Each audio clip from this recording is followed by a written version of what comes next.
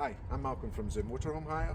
This is a quick instructional video for our Chausson S697 Sport, our Laggan vehicle, if you want to come with me.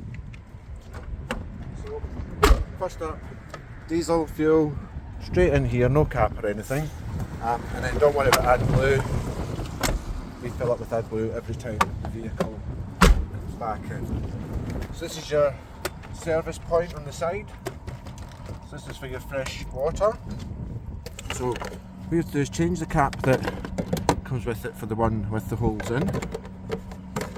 Your hose is in the gas locker cupboard down on the side of the vehicle next to the driver's door. Basically you put the push fit hose on this side, push fit hose on the other side at the campsite, and you fill it until water comes out the holes that are here. Keep an eye on it. We put the hose in there so it doesn't create pressure, but it makes for a much easier fill.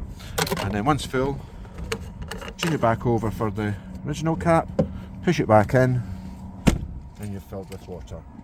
The one just to the right here is for your electric hookup point. So the side with the flap on it, the flap lifts up and the flap goes in here, like so, over the top, clips in place. Another side goes onto the campsite side. On the campsite side, there's either like a trip switch on it or a wee dial that you turn to engage the electric. When we go inside, I'll show you. There's a wee green button that appears on the control panel to let you know that it's picked up the power from the campsite. And when you release it, the wee blue button to pull it out to release the point. And here is your cassette locker for your toilet.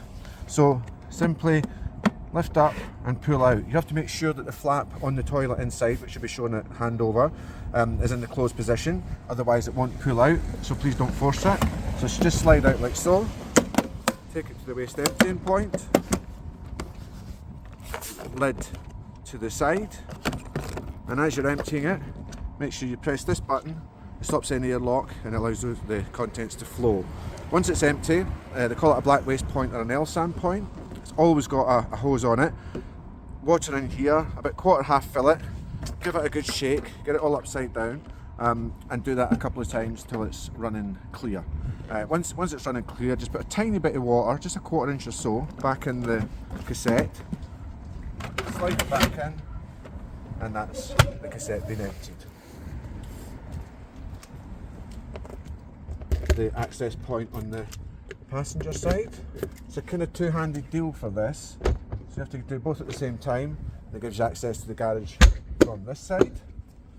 The nice thing with the Chaussons are that the reversing camera is down low, so the nice thing with that is that you're more likely to see small inclines, bankings, etc.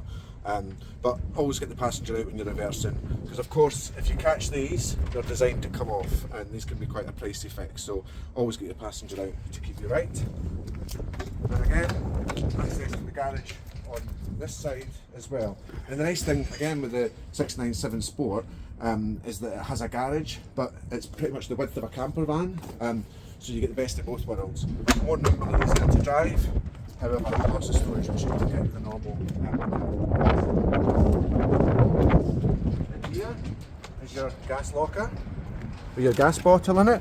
When you're driving, make sure it's fully turned off, and when you get to the campsite, fully open it up, and you can leave it open for the time that you're at the campsite. But please make sure you close it before you drive away, because of course, if you're at a side impact with a vehicle, you don't want gas flow escaping. Yeah, and there's also spanner here in case you run out of gas and you need to change the bottle. You undo it from here.